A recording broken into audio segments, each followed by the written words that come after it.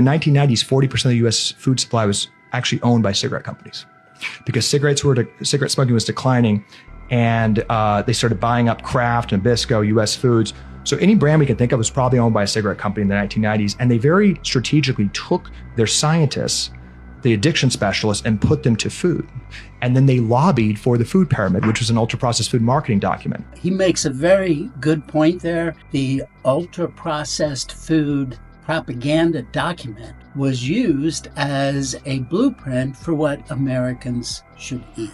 That's probably the biggest crime against humanity ever committed. It has killed millions of people and committed us all to dietary confusion that lasts to this day. He does a very good job explaining that, but what he doesn't touch on is something that I've been more exposed to, and that is that in order to get people to eat that addicting, ultra-processed, most profitable food, they had to convince Americans that the diet that their culture taught them was going to kill them. So they started this campaign to malign the good old-fashioned egg. Red meat became the villain without evidence. Not only that, but they had to silence people like me that 30 years ago was saying that the best diet was the prototypical one, the one that I called the primal diet. If you get your natural food sources and you eat them in an unadulterated way, all you have to do is eat the things that you like the taste of. You like things that are salty,